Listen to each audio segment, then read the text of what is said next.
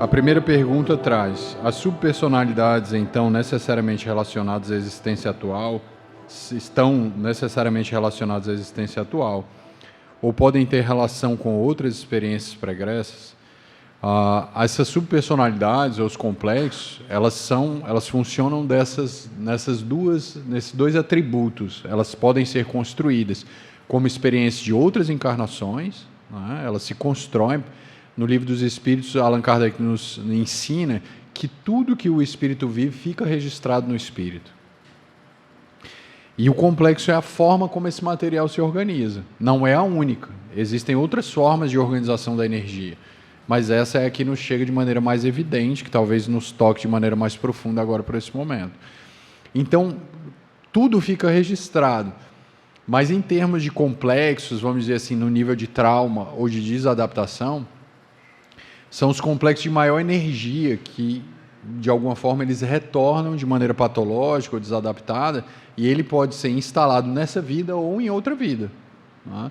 Geralmente, os complexos que ocorrem em outra vida, eles retornam ou em doenças físicas ou em psicopatologias, né? Ou às vezes são até virtudes que retornam em processos de virtudes que foram construídas, como habilidade em música, em matemática, capacidade de fazer palestra, de escrever livros, né? Na psicografia, né? Isso é bastante usado, por exemplo. Para que o médium Chico Xavier pudesse psicografar todas aquelas obras, né? Nós até estávamos conversando a respeito disso no almoço. É necessário que ele tenha aqueles conhecimentos no inconsciente, porque isso gera afinidade com as grandes almas que escreveram através dele. Ou seja, pela a magnitude do trabalho mediúnico dele, a gente vê que é um espírito que tem uma jornada intelectual e emocional já muito bem aproveitada, porque senão ele não poderia fazer aquele movimento mediúnico, porque os espíritos usam o conteúdo do inconsciente para poder se manifestar. É o animismo, mas ao mesmo tempo eu preciso dessas tomadas para fazer afinidade. As subpersonalidades, elas organizam a energia como se nós fôssemos organizar uma gaveta e a gente fosse colocar as meias, a forma como a gente dobra as meias, né? Vamos dizer assim. Então, eu posso ter meias com problema e meias sem problema, né? Meias velhas, meias novas ali naquela estrutura, mas é a forma como é uma organização, é uma forma da alma se organizar. Elas são a característica do complexo é que existem complexos que eles são muito investidos de muita energia vital, de energia afetiva. E é esses que podem dar alguma relação com o ego que vai gerar algum tipo de desadaptação. E esse tipo de complexo, ele pode gerar de alguma forma, quando ele se apresenta para a consciência, ou de alguma forma ele faz um sintoma na consciência, ele pode justamente desorganizar o espírito em razão da alta carga de energia que ele traz. Por exemplo, caso de esquizofrenia, caso de lesões congênitas em razão de suicídio, né? Pessoas que, por exemplo, se arremessaram de prédios em outras encarnações e caíram, se suicidando de cabeça lá ao solo, trazem as marcas, né, do lábio leporino, né, às vezes como até um resto da energia que está ali sendo queimada no corpo físico. Pessoas que nascem com algum tipo de dificuldade física, que trazem as marcas da energia. Ali já é um complexo, já tem um complexo. Só que o corpo é um filtro. E à medida que o complexo se imprime em doença no corpo, ele libera a alma. É como se estivéssemos filtrando a energia da alma a partir do corpo, desde que também a experiência de adoecimento que esse complexo traz seja bem enfrentada. Porque se ela for lidada com revolta, com resignação, com ódio, com indiferença, você vai ferir mais o que já está ferido. Então você até filtra a alma a partir daquela realidade, mas vai gerar outros sintomas, outros problemas em razão daquele estado afetivo que se apresenta. Então, em termos gerais, um complexo, ele se instala nas experiências afetivas dessa vida, mas quando eu reencarno, eu já tenho complexos no meu inconsciente. E eles vão ressurgindo à medida que que o meu corpo vai amadurecendo e a minha psicologia vai caminhando também junto com o amadurecimento desse corpo, ou não, né? Porque eu posso ter um amadurecimento fisiológico, mas a psicologia fica regredida ainda nesse processo. Geralmente, esses complexos de outras existências, que, vamos dizer assim, que geralmente são os nossos desafios, são as chamadas provas. É aquele momento quando a gente vai enfrentar alguma prova, ele pode aparecer nesse contexto. Claro que nem todas as provas são só isso. Mas, por exemplo, na idade, né, por exemplo, de 40 anos na outra vida, ou de 42 anos, eu tive uma falha na outra existência, alguns complexos ressurgem nessa mesma idade, nessa vida. Que é o momento em que esse complexo aflora e eu vou fazer o mesmo conflito, o mesmo impulso que foi da outra vida. Então, se eu tinha uma tendência que me levou à perturbação, essa tendência tende a se intensificar quando eu vou chegando nessa idade. Isso é muito comum. É tanto que geralmente está conectado, né, a essa questão da maturação psicológica. Então, o complexo é esse desafio afetivo que se apresenta para nós e que pode ser instalado nessa vida ou em outra. Uma das biografias, né, as histórias de vida que eu vejo muito nítido essa experiência do complexo é da Ivone Pereira. A Ivone teve essa experiência, né? Ela fez uma catalepsia nos primeiros meses de vida, que era justamente um dos complexos que se instalou quando ela se suicidou na encarnação passada. Aí ela foi fazer a ingestão de um líquido, não sei exatamente o que foi, se foi o próprio leite materno, ela engasgou e constelou o complexo, porque ela tinha morrido afogada na outra encarnação. Ela se matou através dela se jogando em um rio e morreu afogada. E nessa vida, quando criança, ela engasgou e o complexo tomou ela, ela teve aquela experiência de morte bebê, ela já ia ser enterrada viva. Aí a mãe dela teve uma intuição, foi feita orações e ela foi voltando. Só que ela passou toda a vida dela para desvitalizar essa subpersonalidade autônoma, esse trauma que ela mesma criou por ter se matado. Ela precisou trabalhar mediunicamente e toda a mediunidade dela, grande parte, foi dedicada aos suicidas. Ela ia fazer visitas constantes ao umbral, né, em desdobramento, para poder queimar essa energia que estava dentro dela. E no final da vida ela fez uma depressão maior, gravíssima, né, que na realidade foi um processo de transformação e ela conseguiu voltar. Ela ficou sem comer, sem falar, né, ela já estava perto do desencarne, né, que era um dos últimos estágios dessa subpersonalidade se queimando na personalidade física dela e na personalidade psíquica. Ela ficou meses em desdobramento, como se estivesse em coma, em outro lugar, né, da espiritualidade, enquanto ela ia sofrendo uma cirurgia espiritual e ela ia vendo tudo aquilo, como se tivesse uma fímbria de luz que foi desligada, que estava solta, como se fosse um violão que quebrou a corda, nessa região do cardíaco, e o espírito falava para ela, isso foi o trauma do suicídio, causou isso em você, a gente vai precisar operar, enquanto isso você vai ficar sofrendo esses sintomas, não tem outra saída, você vai ter que experimentar isso. E veja só, nós estamos falando de uma pessoa que trabalhou a vida toda, e teve que passar por esse processo. Então, ou seja, a atividade é também uma cura, e à medida que eu vou me dedicando à mediunidade, eu vou desvitalizando esses núcleos de energia e vou me harmonizando. Eu vou me harmonizando dentro daquela energia. Ah, mas Daniel, não sei que personalidades são essas. Não precisa estar consciente de momento. O próprio trabalho mediúnico, ele vai indicar qual é o seu tema. Geralmente, até a reunião mediúnica, ela tem um tema. Geralmente, as reuniões de desobsessão, ela tem um perfil de atendimento. Quais são os espíritos que frequentam? Vai ser o tema que é comum dos compromissos espirituais do grupo. Porque aquele núcleo que está ali, ele tem um resgate a fazer. E os espíritos que vão ali, eles vão ser atendidos, conectados ao tema do grupo. Então pode ser suicídio, pode ser aborto, pode ser depressão, problemas de psiquiátricos, né, como um todo. Lá o Vinha de Luz tem um compromisso com isso. Nós temos muitos, né, já tem um curso da Joana, tem os atendimentos que são feitos, tem muito problema psiquiátrico. Ou seja, é um compromisso do grupo, né? Do grupo, meu e das pessoas que estão lá. Possivelmente usou o conhecimento, mas agora quer usar como uma vinha de luz para poder curar essas coisas. Então, o complexo é essa força interna que precisa ser reconhecida, mas nunca esqueça que não é uma coisa ruim. A Joana, inclusive, fala que você sabendo que a psicologia da alma se organiza por complexos, então instale complexos bons em você, porque eles vão voltar. Então, se você faz a oração, se você faz a prece, se você pensa no amor, está virando complexo. Você vai ter emoções fortes positivas, e elas vão virar complexos se você está reprogramando sua alma. Então, se você treina ter paciência, aquela paciência vai virar um complexo. Então, quando forem te tirar da paciência, vai constelar a tua paciência e tu não vai sair da paciência. Não é legal isso? Isso é fantástico. Ou seja, você vai ficar condicionado no amor. Então, o mesmo complexo que perturba é o complexo também que gera paz. Por isso que o progresso não tem volta. Uma vez que está instalado, está lá.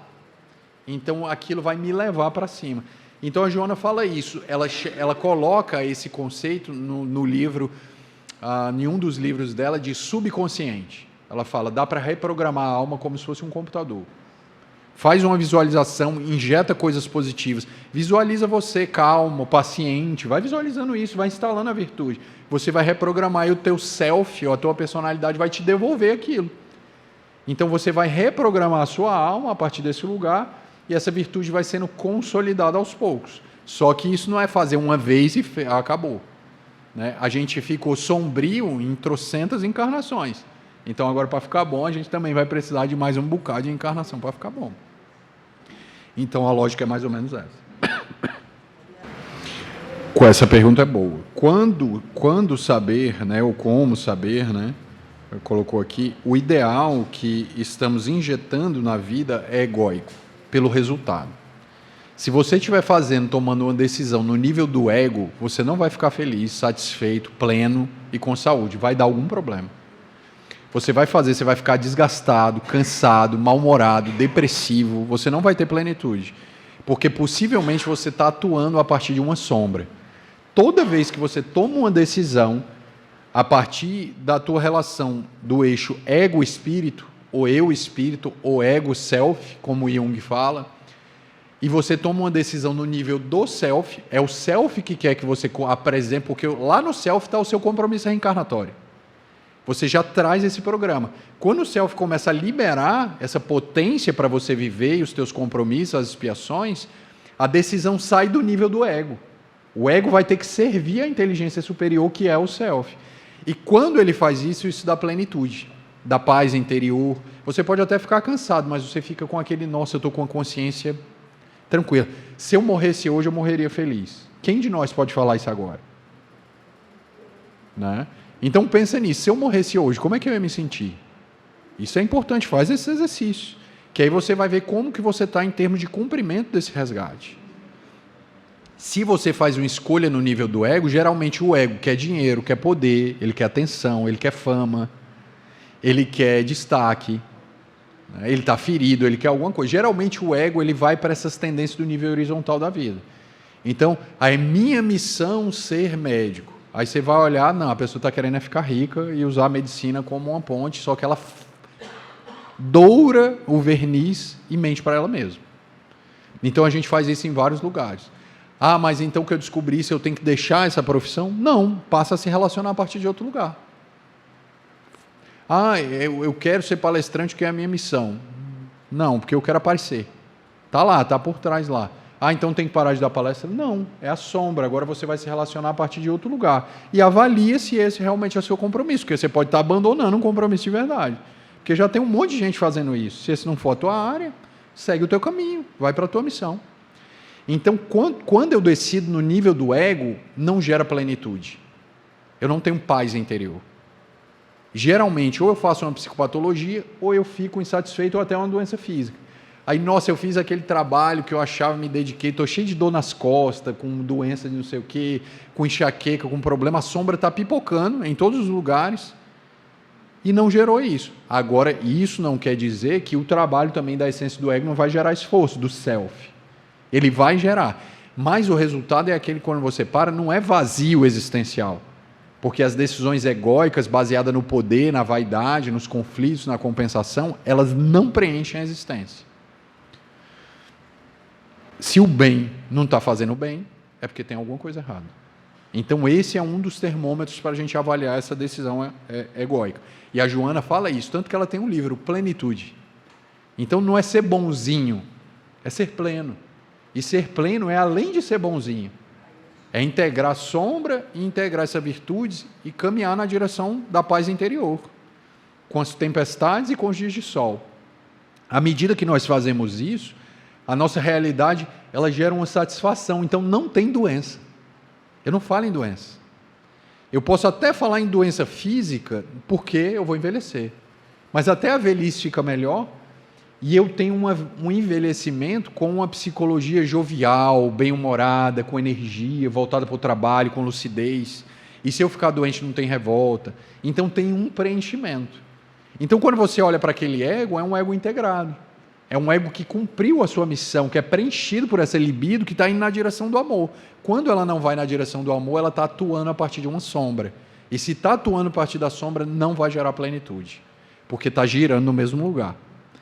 O que move é a intenção oculta que eu preciso acessar. Jesus já falava disso. Veio o fariseu e botou um saco de moedas. Esse aí não amou. A intenção dele é oculta. Ele está entregando essas moedas. Se ele estivesse entregando tudo isso baseado no amor, olha só como esse homem ia para o reino dos céus, porque tem tanto dinheiro aí. E ele está pegando um monte de dinheiro, está doando, vai ajudar um monte de gente, está colocando no altar. Ele não está sacrificando nada, ele quer aparecer, ele quer ser visto. Ou seja, é mais um ego infantil. A intenção dele não era dar o dinheiro e inviabilizou todo o processo. Ele já estava atuando a partir de uma sombra, não era do amor. Aí chega uma mulher tímida com uma moedinha e bota lá a moeda. Jesus, opa, essa aí é amor. Olha a intenção dela. A intenção dela é real. Ela está em conexão.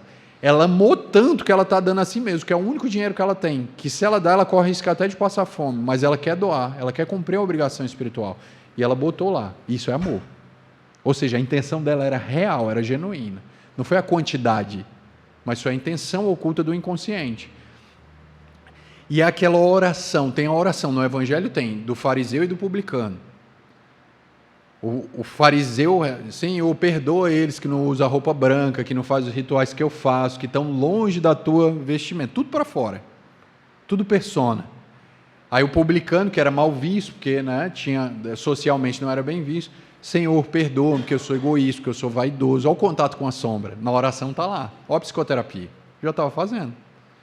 Ou seja, os complexos que geravam o sintoma, ele está entregando para Deus, no altar de Deus, curando aquele processo. Se ele está rezando pelo defeito, é porque ele está no nível de consciência desperta. Porque só uma pessoa desperta reza pelos próprios defeitos. Porque se eu não me relaciono com eles, eles estão inconscientes para mim. Como é que eu vou rezar? Então, essa realidade do Evangelho está lá, a psicologia está lá. Jesus já mostrou como é que faz. Então, à medida que eu vou olhando nesse processo, eu vou me libertando. Então, é assim que eu faço. Podemos dizer que quando traz paz, é algo que o ego insiste em realizar e não o Deus interno. Exatamente, ela continuou aqui a pergunta, é esse processo, não é o Deus interior. Né? São os conflitos de natureza infantil, os conflitos de trauma. Né? Por que você está buscando tanto dinheiro? Porque eu tenho medo de passar necessidade. Olha só, isso não é o self, é uma sombra, está com medo de passar necessidade. Aí vai buscar e vai abrir mão. Aí abandona o filho, abandona a esposa. Mas por que você deixou sua família para ganhar tanto dinheiro? Porque eu tinha medo de deixar eles no abandono. No medo de deixar no abandono, abandonou. Tem lógica? Não tem lógica. Então é a lógica do medo. Ou seja, está atuando a partir de uma sombra. E toda vez que eu atuo a partir de uma sombra, dá problema. Ixi, agora esse lápis me pegou na cegueira. Faltou o braço. Quando o luto com o mal entra em desespero, geramos um trauma em nós, isso é um complexo? Exato. É por isso que Jesus falava, não resistir ao mal. Quando o mal nos atravessa, a serenidade no enfrentamento do mal através da construção da virtude evita o trauma. Porque se eu fico desesperado e resignado, eu estou gerando outros traumas. É o sofrimento que gera sofrimento. Então, na realidade, quando o mal me atravessa, eu preciso ter essa reflexão. É claro que vai ficar triste, você vai ficar, às vezes, abatido, mas você usa a oração, faz a prece, tenta levantar, tem um acolhimento das pessoas, e vai tentando ter uma serenidade sem revolta, É justamente por isso que a gente não deve se revoltar. A revolta, ela vai transformar aquele problema num complexo pior ainda. E ele vai voltar. Então eu estou tratando uma ferida jogando ácido em cima. Como é que vai curar? Vai gerar mais problema, vai rasgar mais. É como fazer um remendo num tecido que já está totalmente poído, ele vai rasgar ainda mais. Então, as virtudes propostas por Jesus é para gerar a cura mesmo. Quando a doença sai, eu enfrento essa cura a partir de um lugar de amor, essa doença a partir desse lugar de amor. Então, eu tento manter o meu humor, o meu equilíbrio. É claro que tem expiações e resgates que são insuportáveis, e eles vão exigir mais prece, mais oração, a paciência do tempo, da depuração, porque não sobrou mais recursos para essa realidade. Mas Jesus sempre dá um alento, sempre vai haver um alento, sempre vai haver um bálsamo que vai, de alguma forma, né, acalentar esses processos dentro de nós. A virtude, ela é um contraceptivo contra a psicopatologia. Todas as virtudes do Evangelho, quando você olha para todas as doenças do manual de psiquiatria, você vai ver que está faltando uma virtude do Evangelho. Você pode olhar lá que vai estar faltando alguma coisa. Por exemplo, a pessoa que tem pânico, medo de alguma coisa, está faltando o quê? Fé. Se ela tiver fé, aquela virtude ali, ela vai ser um remédio, né? A pessoa que tem uma irritabilidade patológica, uma depressão, que quer se suicidar, está faltando para ela paciência, tem uma virtude lá, porque o tempo não é no tempo dela, não é no tempo do ego dela, ao ponto dela querer se matar e fugir da vida, é no tempo de Deus. Então ela tem que ter paciência. Você vê que é um ego que não se dobra, que ele não vê uma força superior acima dele. É um ego que está inflado, que não tem honra pela vida, que não agradece o que recebe. Geralmente é uma psicologia infantil. Então caminha para o suicídio, para essa resignação, porque quer no tempo da pessoa. Tem que ser como eu quero, a minha vida tem que ser como eu quero. E como não é, eu vou me matar. Veja só o que a criança no adulto faz. É perigoso ou não é? Se não for do jeito que eu quero, eu vou me suicidar, vou dar um tiro na cabeça. É a criança. Então, esse processo, ele gera doença, vai gerar patologia, vai gerar mais traumas. E nessa resignação, eu gero mais um complexo que me vai dar várias e várias encarnações para poder superar aquilo. Isso é muito importante da gente trabalhar.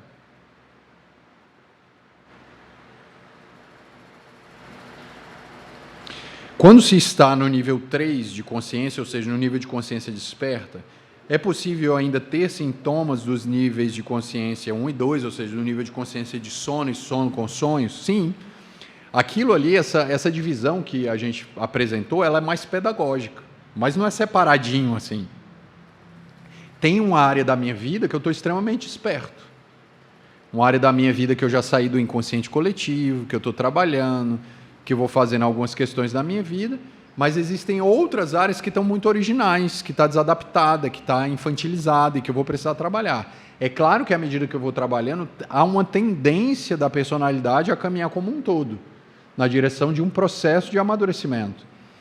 Mas pode ser que por exemplo, uma encarnação passada que eu vitalizei muitos comportamentos sensualistas, de vícios, ou um crime contra a consciência cósmica, volte de maneira muito amadurecida e encontre um ego desperto, mas vai ficar essa cisão entre a psicologia da outra encarnação que insiste em acontecer e esse ego que já está mais maduro que vai ter que dar conta dessa realidade. Ou seja, o ego desperto vai dar conta de coisas que, se ele for viver, seria da consciência de sono. Então, é um espectro meio capilarizado, não é tão certinho assim. Às vezes a gente se pega com as infantilidades que a gente nem se reconhece. E às vezes não, o que é normal. Mas geralmente, quando se está desperto, essa infantilidade ela não vaza como nos outros níveis de consciência, ela morre em você. Você não fica queixoso, você não fica projetando isso nas pessoas. Ela acontece se você, está desperto, porque está ouvidos de ouvir. Calma aí, tem um negócio aqui. Isso não é responsabilidade de ninguém, é minha. O desperto ele é assim. Então ele evita de ficar projetando isso na vida e nas pessoas. Ele deixa de ficar rompendo, de ser magoado, de ser ferido, de ser muito sensível, de ser pesado, de ser irritado. E ele começa a passar por uma psicologia mais integrada, mais consciente. Então, quando ele é visitado por esse impulso do nível de consciência mais de sono, que vai ser visitado, tudo para ele fica nele, ele não passa para o filho, não passa para a esposa, é mais consciente. Então ele passa a se relacionar não a partir da sombra que ele amortece. A consciência filtra aquele complexo. E quando ele vai se relacionar, já aparece um ego mais amadurecido, embora o conflito ainda esteja sendo trabalhado aqui. Então, se eu sou infantil, se eu tenho aquela realidade minha que eu ainda não dei conta, opa, eu tenho que vigiar. Então, não vou me relacionar a partir desse lugar. Né? Vou lá, vou aceitar os meus nãos, vou aceitar a rejeição do outro, que não é obrigado a me amar, e vou seguir, sem parar de trabalhar, e vou fazer esse trabalho. Então, você segue fazendo essa... E, de repente, você... eu magoei, mas eu não preciso ser assim. Então, você sente. Quando você sente, você vai lá e atua a partir do lugar amadurecido, mas consciente dessa criança que está aqui dentro. E que ela precisa ser acolhida, e que ela precisa ser integrada. Então, é esse momento em que fica uma coisa meio lusco-fusco. Porque você está acordado, mas vendo toda uma infância ferida se movimentar, e você está, ao mesmo tempo, integrando isso sem passar isso para os outros. E a encarnação é assim. É ter essa lucidez para não ficar despejando no mundo os nossos conflitos. E a partir daí, eu vou me relacionar não a partir de uma criança, mas de um homem ou de uma mulher, amadurecido, mais lúcido, que vai enfrentar isso, que vai ter outras demandas. Então a gente supera carências, medos, a timidez, né? A timidez que passa muito por uma vaidade, não querer errar, né? Uma compensação a essa realidade, a gente vai superando essa realidade. É muito diferente de você ser introvertido e ser tímido. A introversão é um movimento da libido. Eu tenho um introvertido, eu conheço introvertidos que fazem palestra melhor do que qualquer outro extrovertido. Então a timidez é um conflito. E eu reconhecendo isso, eu vou transformar isso em outra realidade. Então eu vou olhando esses conflitos e vou filtrando eles para que eles não caiam nas minhas relações. E nas minhas relações, conscientemente, eu vou treinando um afeto mais maduro. Como é que é o afeto mais maduro? O Evangelho me mostra. É gostar, é aceitar, é perdoar, é entender que o outro também tem direito de errar, e eu vou me magoar, mas eu vou tentar superar essa mágoa e vou trabalhando. Eu não falo mais com fulano, ou não vou mais para aquele centro porque fulano falou uma coisa para mim que eu não quero. Não, faz o seguinte, eu vou me dar um tempo, eu vou até parar de ir lá no trabalho, vou me dar um tempo, quando eu me recuperar, eu volto. Aí eu vou lá e vou interagir, vou conversar, mas eu não vou romper com trabalho nenhum. Eu vou cuidar das minhas feridas, estou ferido e eu preciso cuidar disso. Então você se dá um tempo, elabora, faz aquele processo e volta para o trabalho. Chorando, é isso mesmo, caminha chorando, mas vai, não deixa de caminhar. Porque esse processo ele se colima a partir dessa realidade. Então essa divisão ela é mais didática. Ela não é uma divisão separadinha. Na vida prática isso vai acontecendo em vários níveis. Pode ter um lado instintivo que está muito mais integrado e o outro não. Né? Pode ter uma contenção, uma educação, por exemplo, você tem uma contenção no nível da sexualidade, que é uma educação que está muito bem resolvida, mas tem um problema com a alimentação. Está compensando alguma coisa na alimentação. Então aquilo vai surgir lá. Então esses conflitos eles ficam pululando e pipocando ali no inconsciente, e aos poucos a gente vai trazendo tudo à baila do processo dirigido, para que esse processo dirigido integre e essa energia vá para um nível mais espiritual. Mas isso é tempo. Isso passa pelo tempo, é o tempo da alma, é igual no conto de fada. Vocês já viram no conto de fada que começa assim, era uma vez. A gente nunca começa um conto de fada, era em 1900 e não sei quanto. Porque não é histórico, não é uma régua de tempo. Lá é o tempo da alma. Então, em termos de energia, é o tempo da alma. Né? Então, tudo tem o seu tempo. Mas eu demorei tanto para acordar, estou aqui com 50 anos. Não, era o seu tempo. Era o seu tempo. Ainda bem que chegou. Então aproveita, independente da idade, para conseguir seguir. Dentro dessa realidade aí. Às vezes pensamos em missão ideal como algo super grandioso. Mas essa missão pode estar na maternidade, no casamento, no trabalho, por exemplo. Exatamente. Esse é o processo de individuação, é a gente descobrir onde que é a nossa missão, onde que é o nosso trabalho, onde a gente vai dedicar a energia. No universo não existe hierarquia. A formiga tem o mesmo lugar do presidente da República. Para Deus, todos têm o mesmo valor dentro daquela realidade. E dentro dessa realidade, Deus é tão bom, Ele é tão todo humildade, tão todo amor e preenche todas as coisas do universo com a sua realidade, que desde o mais do microcosmo até o macrocosmo é preenchido pela essa realidade e tudo é valorizado através desse amor de Deus. Deus é tão grande que ele vai para os bastidores da sua grandeza e mostra só os efeitos da sua obra e se transforma num mistério. Eu não vou nem aparecer para vocês, eu só vou mostrar as estrelas, os planetas, o amor que te habita, o teu próprio corpo físico, mas eu não apareço. Para que eu não possa... Ele ensina. Eu mostro o meu amor, mas não me mostro. E o self faz isso com o ego. O self vai para os bastidores e coloca o ego na frente, como servo para poder acontecer. Então o self é Deus, o inconsciente é Deus. E ele fica ali, humilde, ali atrás, coordenando o processo. E nessa beleza da vida, a gente entende que a dinâmica do self é a dinâmica de Deus. E a gente tem esse divino dentro de nós. Então ele vai ali para trás, então nas coisas mais simples, nessa missão do materno, do paterno, da oratória, da mediunidade no centro, lá no interiorzinho que ninguém conhece, às vezes de um estudo que não precisa ir para a internet, porque hoje tudo tem que ir para a internet, né? Tudo tem que virar palco. Esse é o nosso caminho? Faz essa pergunta, esse é o meu caminho, é aqui que eu me realizo, eu preciso falar disso, para onde que eu vou? Então, nesse lugar, ali também é uma missão, ali também tem o meu espírito. Onde eu injeto energia de vida, eu também estou cumprindo uma missão como marido, uma missão como presidente da casa espírita, uma missão como trabalhador da casa espírita.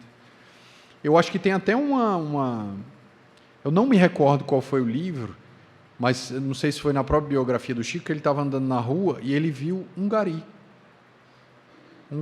e ele falou, olhou espiritualmente para esse gari e falou, aquela é a última encarnação dele, aqui na Terra, para esse homem que estava varrendo a rua, um gari, porque ele havia conquistado um nível de consciência superior, ele não havia mais necessidade, e é um homem anônimo, passou a vida servindo, nas ruas, tirando o nosso lixo, e eles avaliam anônimo, cumprindo a missão, veja como é interessante, então, muitas vezes esse fenômeno de grandiosidade que a gente quer colocar nos nossos compromissos, isso pode ser um conflito egóico, uma inflação. Se for, vai acontecer. O Vitor Hugo fala, ninguém segura uma ideia cuja hora chegou. Isso é o self. Se tiver na tua missão, vai acontecer. Então não precisa desesperar, não precisa querer agradar, não precisa fazer, você vai ser colocado. Observa quem nasce para ser artista, que tem a missão de levar. A pessoa está lá, do nada, de repente descobrem ela. Não sabe nem de onde saiu aquilo. Aí constelou. Aí daqui a pouco a música dela está em tudo quanto é lugar. Por quê? Porque é compromisso da pessoa. Deus não erra. Então confia, se prepara. A oportunidade favorece a alma preparada. Então se prepara, faz o teu estudo e vai entregando. Isso é um ato de fé, vai entregando, como as aves do céu. Espera o vento para ver onde ele vai te levar. E ali vai estar a tua missão. E essa missão, por mais simples que ela pareça, ela sempre será importante. Dentro dessa realidade, ela vai ser sempre, porque ela é o processo de individuação. Essa pergunta eu já fiz. No livro O Despertar do Espírito, Joana comenta que muita gente confunde o ego com a personalidade. Você poderia fazer um contraste desses dois conceitos? O ego é uma parte da personalidade. O notável psicólogo Carl Gustav Jung, ele separou a psique humana, a anatomia da alma, em várias funções, em formas dinâmicas, no qual ele chamou o espírito que nós conhecemos no espiritismo de self, que é o inconsciente, que é o eu com letra maiúscula. É o grande eu, é o eu divino, é o eu superior, é a força interna. E esse self, como nós estudamos aqui, ele precisa se integrar, ele precisa partir, ele precisa gerar núcleos energéticos que vão ter uma função, como no corpo físico. Ou seja, para que eu tenha um coração batendo, eu preciso ter um duplo energético que faça esse coração bater, porque toda a essência é espiritual. Então o corpo só funciona porque eu tenho um núcleo de energia, uma bateria de energia que faz esse coração bater no nível espiritual, perispiritual, que foi uma conquista realizada. Ou seja, quem que partiu em coração, em estômago, em cérebro, em afetos e sentimentos? Tudo é o self. O ego é o self, a sombra é o self. Ou seja, quando eu falo ego, eu estou falando uma parte da personalidade que está na parte mais consciente do self. que a gente costuma falar em psicologia da consciência egóica. Faz parte da personalidade? Faz. É a parte egóica e consciente da personalidade. Mas a personalidade total é o self. Ela é a nossa personalidade, que envolve todos os complexos. Então, se eu for falar na totalidade da personalidade, eu sou o ego, vocês são os complexos e as paredes é a alma. O que é a personalidade? É o salão inteiro. É eu, vocês e as paredes. Essa é a personalidade. Qual é a parte da personalidade mais consciente? Sou eu, que estou no ego, a consciência egóica. O que está na sombra? Vocês estão na sombra. Tem um lado mais escuro da sombra, que é o lado mais desadaptado, e tem um lado que já está mais consciente, mais virtuoso, do subconsciente. Então está ali. Então eu tenho várias porções de alma, várias energias de alma, mas a personalidade total é o self. Essa totalidade que compõe todas as minhas experiências de todas as encarnações, inclusive a da encarnação presente. Então essa é a totalidade. E a partir dessa totalidade, é essa totalidade que dá o ritmo da vida. O ego precisa se conectar, ser atravessado por essa realidade para tomar as decisões. E isso vai dar essa plenitude. Então, ou seja, eu só vou ter uma personalidade total se eu, enquanto ego, ouvir a personalidade total. Senão, eu vou ficar fazendo a minha realidade egóica, é uma realidade egóica, e eu me blindo para as vozes que estão dentro de mim. Ah, Daniel, e como essas vozes aparecem? Nos meus delírios, nas minhas fantasias, nos meus medos, nas imagens que me atravessam, nos meus conflitos, nas minhas queixas, nas minhas projeções, nas minhas virtudes, nas minhas boas tendências, nas minhas potências, na minha mediunidade. O self acontece em todos os lugares. Observe, a gente já falou isso aqui, que o self é uma força, é o espírito. E Allan Kardec coloca no Livro dos Médiuns que os espíritos são uma força da natureza. Ou seja, o self é uma força da natureza. Não há nada que não foi feito por Deus que não foi feito pelo homem. Se não foi feito por Deus, foi feito pelo homem. E não há nada que está materializado na Terra que não foi a fantasia de alguém. Tudo foi fantasiado por alguém. Alguém pensou essa cadeira, a tinta dessa parede, esse celular, meu relógio, a camisa. Alguém pensou. Isso precisou ser fantasiado para que essa energia se coagulasse em alguma coisa material. Isso é o self. Ele está acontecendo a todo tempo. Quando você tem o teu filho, quando você escolhe a tua profissão, essa energia está acontecendo a todo momento. O que eu vou ser quando eu crescer? O self está ali. Ele vai dizer. Então você acha que você teve uma escolha neutra, mas não, o self já está ali acontecendo. Ele já está te empurrando. Agora pode ser que o ego camufle isso. Pelos conflitos paterno, materno. Por isso que é importante. Então, muitas vezes, a gente trilha o caminho dos pais e esquece o self. Aí a gente precisa adoecer para voltar para o caminho. Mas à medida, e isso é muito comum, precisa ser assim, para poder entrar em contato. O problema é sabendo disso e não fazer. Aí a gente se abandona e vai ficando uma vida sem personalidade e depois, quando desencarnar, não consegue nem sair das paredes do centro. Vai ficar preso aqui. Então a gente precisa trabalhar essas ideias.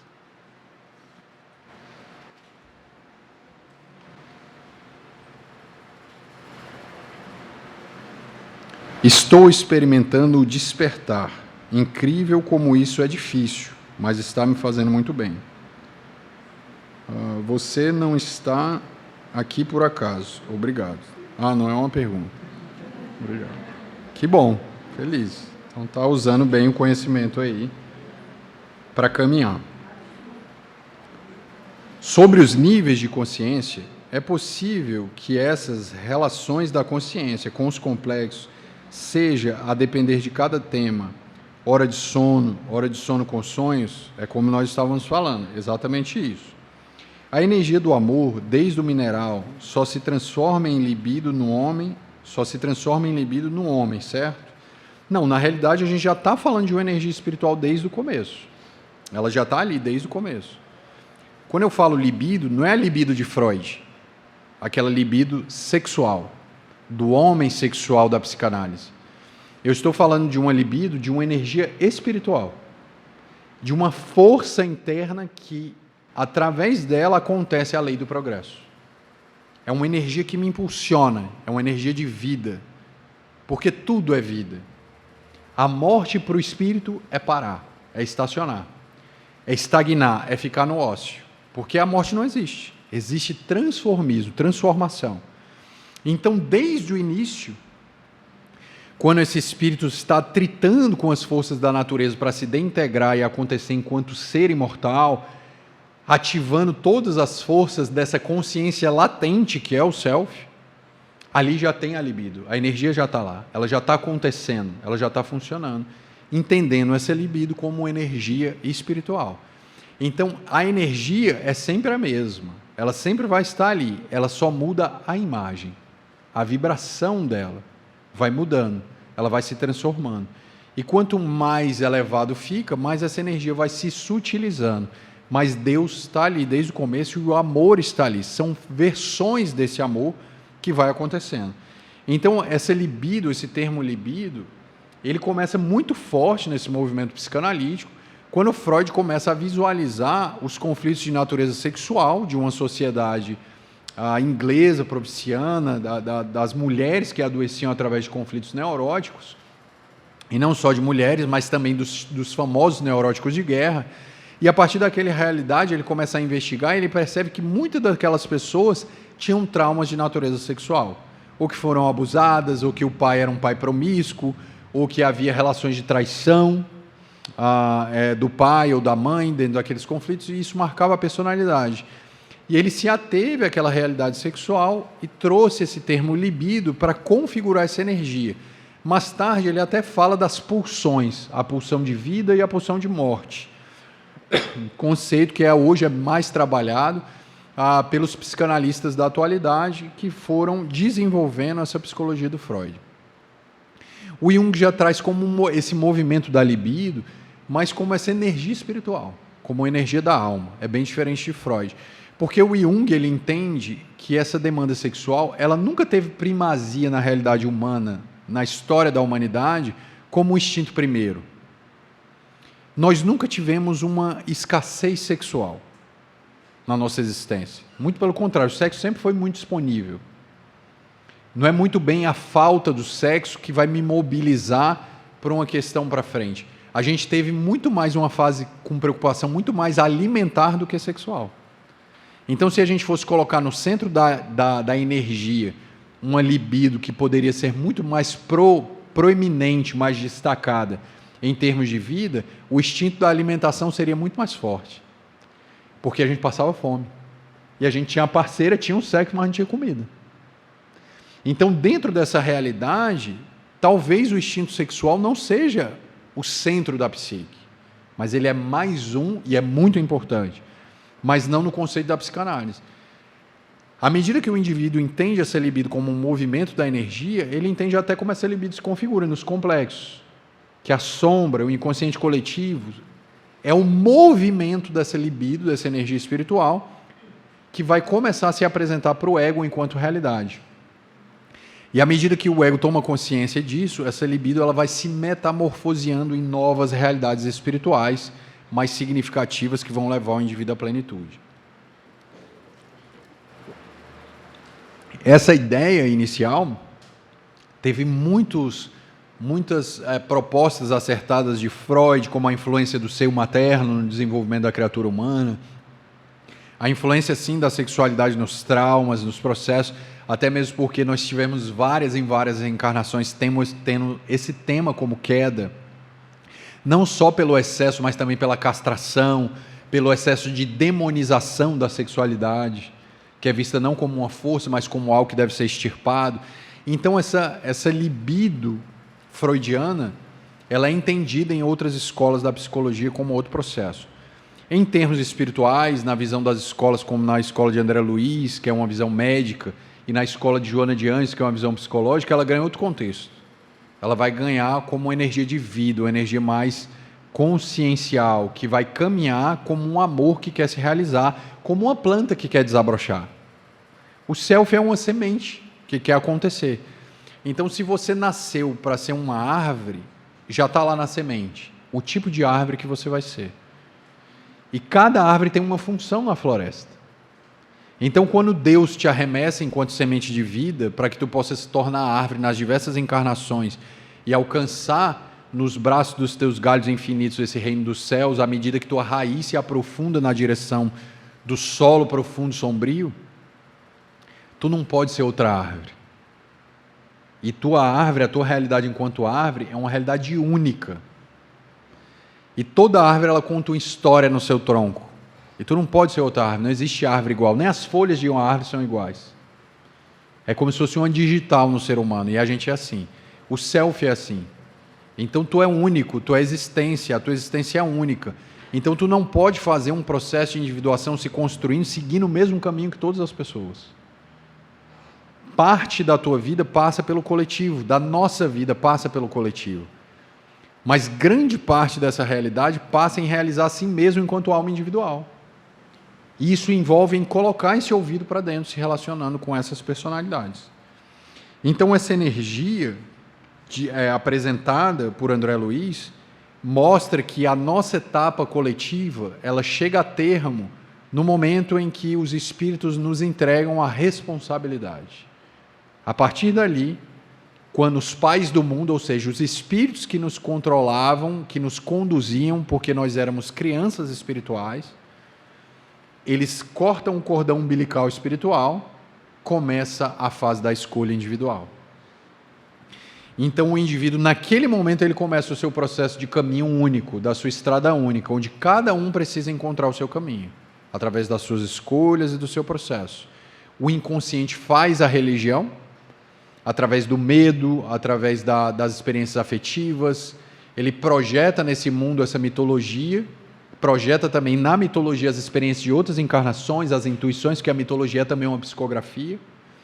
Essa consciência coletiva evolui mais tarde para uma religião mais coordenada, onde a imagem do divino aparece monoteísta, não é mais um politeísmo, agora é um monoteísmo, e o monoteísmo é o reflexo de uma psique mais integrada, onde você já tem uma relação ego-self mais clara, para depois esse Deus deixar de ser um Deus, aquele Deus Iavé, um Deus meio ambivalente, um Deus bom e um Deus mau, um Deus cheio de capricho, até que Jesus chega e apresenta o Deus de amor muito mais coerente com esse self. E ele fala assim: bem-aventurados sois vós que sofreis, porque a partir desse sofrimento tu vai construir o reino dos céus que não está lá fora, é um estado consciencial. E quando tu faz esse movimento consciencial, é a partir dessa ferida que esse céu vai nascer. A ferida, é dentro dessa ferida que essa maturidade vai acontecer. Então esse céu vai se realizando a partir desse lugar, de todas essas experiências sofridas, que a gente vai achar uma motivação para amadurecer dentro dessa realidade. Então essa energia, ela está lá desde o começo. E ela vai se transmutando, mudando de imagem nas nossas experiências. Até um momento que nós chegamos a um nível de conexão pura na realidade de Jesus, que ele interage diretamente como um médium de Deus, e ele capta as intuições desse Deus para fazer a vontade desse Pai que está no céu. Aí eu já não falo mais de projeção, mas já falo do nível de consciência cósmica dentro dessa realidade.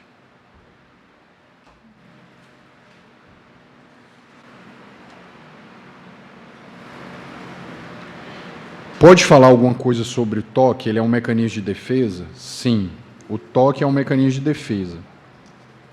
Na base do toque, vamos dizer assim, do sintoma, porque o toque é um sintoma. O que acontece, por exemplo, na psiquiatria?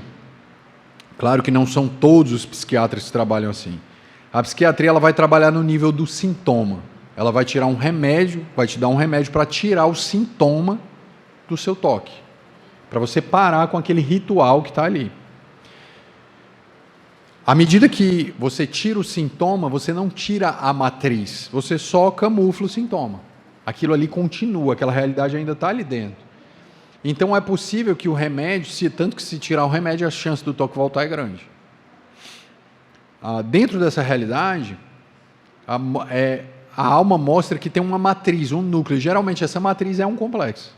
Tem um complexo lá, tem uma subpersonalidade que está gerando alguma questão emocional, e eu vou montar um toque para me defender dessa realidade.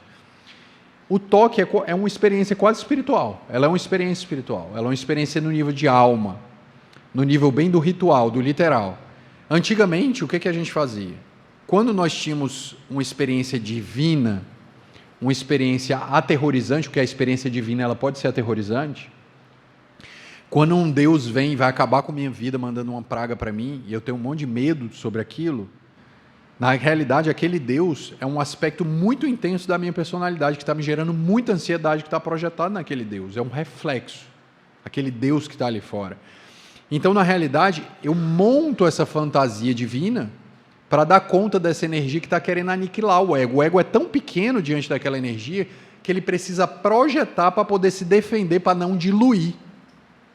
Ele precisa projetar aquilo.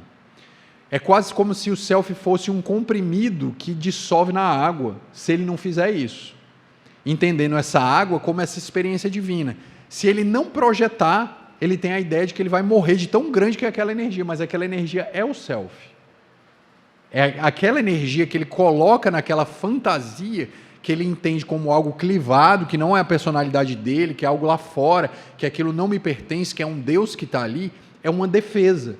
Porque se eu coloco aquilo na natureza e aquilo não é meu, isso já gera um apaziguamento, aquilo não sou eu. E quando aquilo não é mais eu, o ego pode sobreviver. O ego sobrevive àquela experiência divina terrível. Só que não morre aí, ele continua ansioso, porque como é uma sombra projetada, esse Deus fica se movimentando na floresta. Então eu continuo tendo fantasias desse Deus projetado lá fora. Então esse Deus, ele me amaldiçoa, ele manda praga, ele manda a colheita, ele mexe na lua, ele mexe no mar, e ele pode acabar com a minha vida. Para me defender desse nível de ansiedade, surge o ritual. Que pode ser um ritual como uma experiência religiosa. Veja como o medo gera religião. Então, a partir do medo, eu começo a materializar para eu tentar controlar o incontrolável. O ritual é uma maneira de eu tentar controlar uma energia incontrolável. Eu vou literalizar num procedimento mágico, que é um pensamento mágico associativo, aí você vê a lógica do complexo, porque antigamente a magia era assim, né? Eu vou pegar o cabelo de fulano, um fogo, um pedaço de carvão, coisas assim muito sem sentido, e quando eu fizer isso vai fazer uma magia e o negócio vai parar. Mas de onde vinham esses objetos? Do processo associativo inconsciente. O que aparentemente não tem lógica para o ego, tem uma lógica extrema para o self. Aquele sintoma inexplicável para o ego, na realidade é um processo associativo para o self que está acontecendo, de um complexo que ali está constelado. É como eu dei o exemplo para vocês. Se eu estou vibrando nesse complexo que está na cor vermelha, ele vai atrair tudo que é vermelho. Se o relógio é vermelho, vai atrair. Se aquele jarro que é vermelho, vai atrair. Mas o relógio e o jarro não tem nada a ver comigo, mas está na vibração. Então, como está na vibração, é um ímã. Puxa, aí ele atrai. Isso é o quê? Associação. Associação de vibração e energia. Então, o toque, ele vai tentar controlar esse movimento da libido que está associando tudo e que para ele está gerando uma fantasia de sofrimento. Geralmente, atrás do toque tem um medo, uma matriz de medo, uma ansiedade muito grande. Tem algum núcleo afetivo muito forte. Então, a gente começa a fazer um ritual para tentar controlar essa libido que ela é quase incontrolável. Então, a gente começa a montar uma defesa que também é associativa e a gente tem uma fantasia, por exemplo, igual eu trouxe aqui. Eu estou saindo e, de repente, eu estou lá no carro e penso assim, nossa, eu não fechei a porta. Olha a fantasia. Constelou. Está lá a fantasia. Eu tenho que ir lá fechar. Aí a pessoa que está com um toque tomada por aquele medo de ter deixado a porta aberta, mas se tu deixou a porta aberta, o que vai acontecer? Aí a fantasia continua. Alguém vai entrar, vai pegar as minhas coisas, a casa vai ser invadida. Olha o medo, tá aí, tem uma fantasia aí. Aí a pessoa volta e testa 3 vezes. Aí ela monta um ritual. Tu fecha a porta. Se eu fechar 3 vezes, eu vou garantir que a porta está fechada. É quase uma experiência religiosa. Ela está se defendendo contra essa fantasia que está ali instalada dentro dela. Só que para a gente resolver, eu não vou medicar na direção de eu quero tirar o teu comportamento de fechar a porta 3 vezes. Eu vou olhar para a fantasia. Por que tu tem medo? Esse medo é de quê? O que é que está acontecendo? Por que tu montou esse ritual de proteção? É um ritual de proteção que tu repete. Lembra que eu falei que o complexo é assim? Ele é compulsivo, então repete. Então a gente vai olhar para aquilo, para ver que essa energia está querendo se remontar ali, né? Que lugar essa energia está acontecendo. Aí eu olho para a fantasia, e quando eu vou olhar atrás do toque, que é uma defesa, eu encontro uma matriz de um medo de perder, um medo de que, quando eu era o filho primeiro, e de repente apareceu um irmão que tomou o meu quarto, ele invadiu o meu quarto. Aí começa ali, já começa o medo, eu perdi espaço. Tem a fantasia do espaço, a fantasia do ladrão, da invasão, e está ali constelado. Então o toque é um mecanismo de defesa para controlar essa energia que eu não consigo controlar. Ela diminui a ansiedade, aí o complexo constela de novo, faz a fantasia e você faz um mecanismo de defesa de natureza egóica, como se o ego estivesse montando um ritual igual antigamente de fazer uma oferenda para apaziguar um Deus. Para apaziguar aquela realidade. Só que isso não passa pela lógica egóica, às vezes é sem sentido. A pessoa fala, não, eu consigo diminuir a minha ansiedade se eu passar o pé 3 vezes aqui debaixo da mesa. E é real. E a gente tem que olhar o sintoma. O que significa isso? Como é que é isso, esse movimento do pé? Olha o movimento do pé, está girando. Às vezes o paciente está na terapia e ele está conversando, aí ele está fazendo um círculo no braço da cadeira, assim, ó. Ele falando e a mão está lá, mexendo. É um complexo. Está lá. Ele está falando. Uai, o que é isso que está girando? Vamos desenhar isso aí? Bota um lápis nessa mão aí, vê o que está aí. Olha o que você está falando, é o que sua mão está fazendo. Tinha uma pessoa que tinha um transtorno de esquizofrenia gravíssimo, gravíssimo, que o inconsciente já tinha invadido realmente a realidade dos processos obsessivos, e ele tinha surtos. E ele só acalmava, ele só saía do surto se ele entrasse debaixo da logo de um banco, do logotipo de um banco, que era o símbolo de uma mandala, era um círculo. Aí quando ele tinha um surto, ele corria para debaixo do símbolo do banco, porque as vozes calavam. Na hora que ele entrava debaixo do símbolo, do círculo de proteção, que para ele era um círculo mágico, as vozes da esquizofrenia calavam, aqui estou protegido, aí calava a voz. Ou seja, todo esse sintoma, esse ritual, ele não está numa lógica egóica. Ele não funciona na lógica do ego. Ele vai funcionar na lógica da energia. Então eu não posso ler ele como, nossa, isso é besteira, esse fulano é louco. Não, ele não é louco. Tem uma lógica aí. Mas essa lógica não é a lógica de causa e efeito da consciência egóica. É a lógica associativa do inconsciente. E a lógica associativa do inconsciente é igual a do mito. É igual a da mágica, é da intuição. É uma lógica associativa, que ela vai funcionar através de um processo que passa por um pensamento mágico, por um pensamento que tem outra organização e que merece também ser valorizado. Então, todos os símbolos do sintoma e o próprio mecanismo de defesa do toque, ele está tentando se livrar de uma matriz afetiva que o indivíduo não consegue e fica preso na compulsão do toque. Mas que se ele fosse relacionar diretamente com o sintoma, a chance do toque acabar é grande. O problema é que o toque já é uma tentativa de acabar com esse sentimento. Já é uma tentativa de saída do sentimento.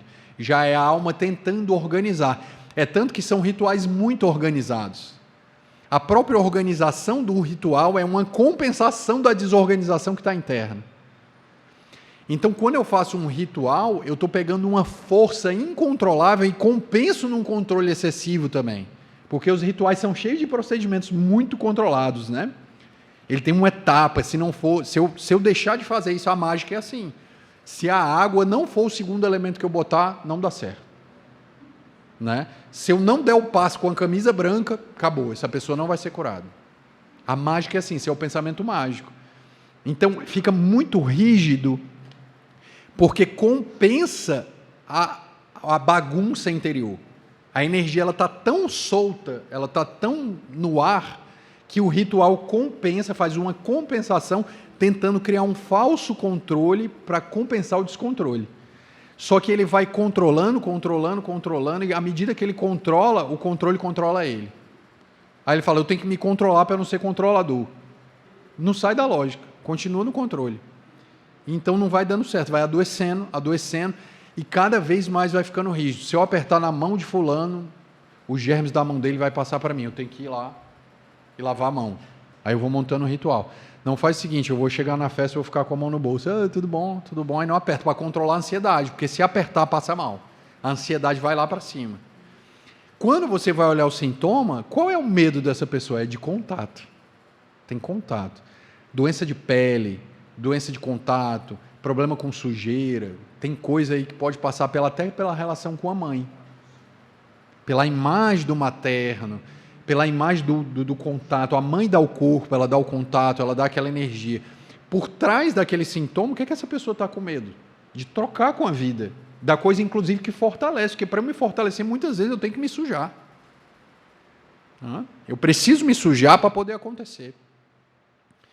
Ou seja, tem alguém ali. É uma área. Geralmente, essas áreas foram áreas que não teve amor.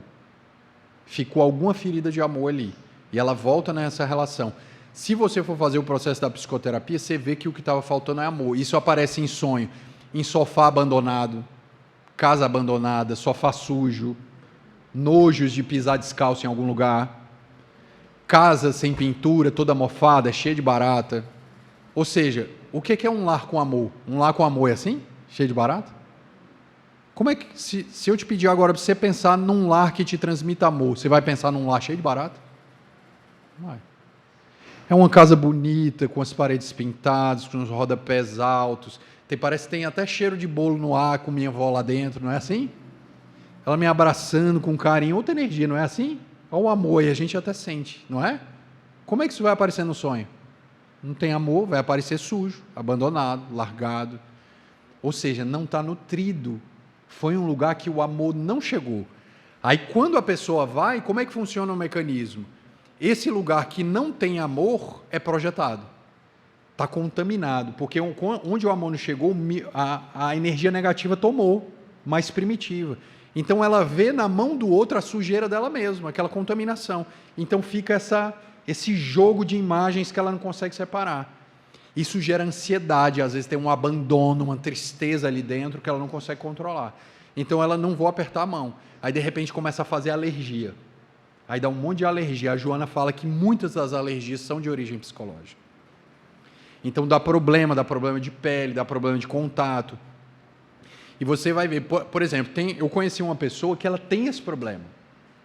Ela faz tratamento há muitos anos. E ela está fazendo esse tratamento. Veja só como é interessante. Não tem lógica. Eu não toco no avião, no braço da cadeira. Ela só falta ir com aquela roupa de apicultor. Já viu? Para poder sair. Aquela roupa que mexe com coisa nuclear, para ela poder sair na rua. Porque ela não quer trocar, não quer ter contato. E cada vez mais ela se isola e se empobrece. Aí, de repente, essa mesma pessoa que tem nojo de tudo, tem um cachorrinho que lambe a boca dela, que dorme na cama dela. Você entende isso? O que é? Amor. Ela tem amor com o cachorro.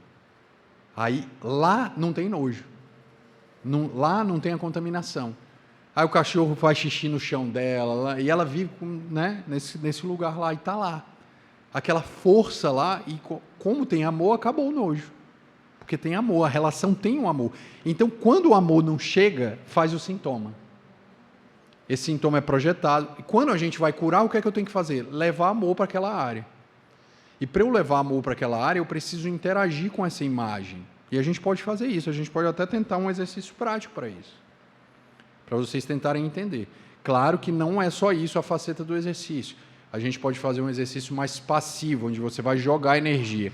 Mas um exercício complexo, vamos dizer assim, que exige um certo preparo, ele conversa. Parece conversa de doido. Você vai conversar com você mesmo e essas coisas vão responder. Só que isso vai exigir um preparo, porque não dá para você conversar sendo agressivo, sem ética, sem moral, senão você vai fazer mais uma bruxaria do que um processo de cura. Então precisa estar pautado no Evangelho. Como a gente aqui está aprendendo, então a gente faz no passivo, só injetando energia. Eu vou dar passe nesse lugar. Já é excelente. Eu não vou conversar, eu vou dar só amor. Aí eu mentalizo aquele lugar. E a gente pode fazer o exercício. Fecha o olho aí. Fecha o olho agora.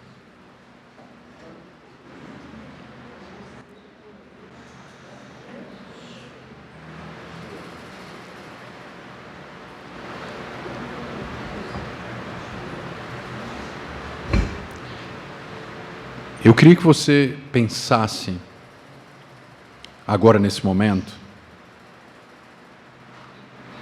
primeiro se conecta com os teus batimentos cardíacos, com a tua respiração. Conecta com o teu corpo sentado à cadeira. Não deixa que nenhuma circulação seja presa para gerar formigamento. Fique bem tranquilo, se conecte com a sua estrutura fisiológica. Se conecte com aquilo. Aquilo que o teu ninho físico. Passa lá desde o cabelo, a testa, os olhos, o nariz, a boca, a garganta, o tórax, o estômago, a região genésica, as coxas, as panturrilhas, os pés, as mãos, os braços. Sente toda a tua casa física. Respira profundamente e deixa o fluido vital te penetrar. Traz à tua mente toda a tua vitalidade, o teu ritmo físico. Agora, nesse instante, onde a tua mente está calma, eu queria que tu pensasse numa imagem que representasse uma tristeza profunda. Uma tristeza muito profunda. Não fica preocupado em explicar essa tristeza, só sente ela. Deixa ela te atravessar. Mas eu quero que tu traga essa tristeza em uma imagem. Ela tem que ter uma imagem, seja ela qual for. E sente ela. Não julga, não fala nada, não diz nada. Deixa que essa tristeza, inclusive, ela atravesse o teu corpo físico. Vê onde que tu sente essa tristeza. Onde que ela está? Ela alcança o teu corpo em algum lugar. Ela alcança o teu corpo e ela agora é esse quadro imagético que está na tua mente. E agora, nesse instante, nesse momento, no qual essa imagem te penetra, tu vai se colocar na cena, nesse ambiente que você desenhou. Nesse ambiente que gera muita tristeza. E nesse momento, você é o recurso de cura. Você é o seu curador. Você vai ver você estendendo as mãos para esse lugar que sofre essa dor e tu vai acompanhar essa oração. Mentalmente, tu vai repetir minhas palavras. Senhor, nesse instante em que esse lugar tão profundo e que ficou nos recônditos da minha alma, tão guardado que eu mesmo esqueci, eu vejo o teu amor caindo sob o topo da minha cabeça no coronário, atravessando o meu coração e irradiado pelas minhas mãos, metamorfoseando esse lugar. E a cada gota do teu orvalho infinito que me atravessa, que não é meu, porque tu é a essência da vida, eu sinto onde a tristeza dominava pela ausência de amor, a tua paz me dominar. Cura, Senhor. Cura através do teu amor infinito que me atravessa nesse instante, esse lugar agora que está belo e renovado, que está curado e refeito, e não me importa de onde ele veio ou a sua origem, mas que ele carecia da minha presença conectada contigo para a cura da minha alma. E a cada energia que escapa das minhas mãos eu me encho de gratidão. Obrigado, Senhor. Obrigado, Senhor, pela oportunidade de curar a mim mesmo através do teu amor infinito. E uma energia escapa das mãos de cada um de nós, curando esse espaço. Agora, mentalmente, você vai olhar como o lugar ficou. Se você fez o exercício, esse lugar já está diferente. Agradece a Deus. Obrigado, meu Deus. Eu honro a dor e supero-a no teu amor infinito. Obrigado pela minha vida, obrigado pela tua luz, obrigado pelo teu amor. E lentamente vai voltando para a sala. Lentamente.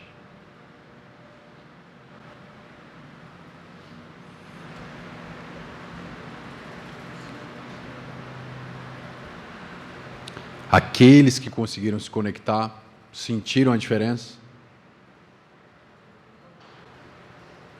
Isso é só uma das formas de se curar enquanto alma. Por que eu escolhi a tristeza? Porque todos nós temos tristeza. Todos nós guardamos uma tristeza dentro de nós de alguma coisa, de uma culpa, de uma melancolia. E à medida que eu faço esse processo, eu entendo que Joana diz que dentro de todos nós há um curador, há um médico.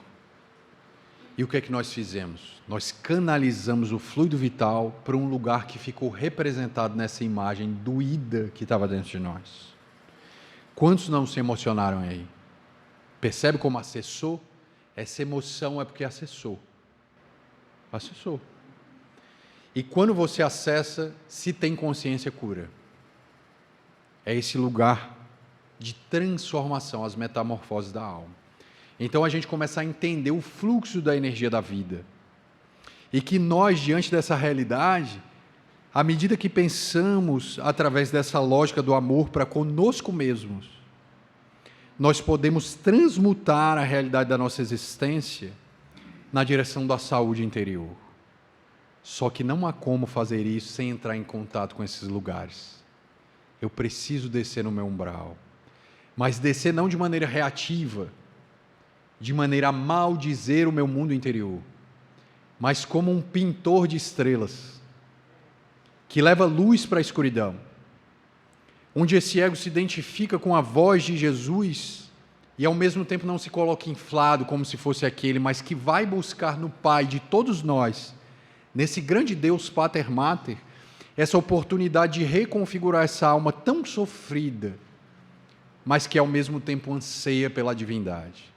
Isso é lento, é um processo a cada passo, a cada momento, e que necessita de muita coragem, para que toda essa realização aconteça. Então, não desistamos. Hoje temos os recursos muito diferentes de ontem, muito mais conscientes, muito mais lúcidos. A chance da nossa recuperação é muito maior do que era no passado. Então, aproveitando essa realidade, façamos esse esforço. Tenhamos nós essa iniciativa de cuidar de nós mesmos. Sejamos nós o nosso pai e a nossa mãe, amorosos para conosco, para que essa realidade se instale em nós de maneira irreversível e encontremos a paz. Eu agradeço pela oportunidade de um dia tão rico, tão importante de boas vibrações, e eu espero que tenham fôlego para mais uma etapa amanhã da nossa despedida e um próximo encontro para o futuro.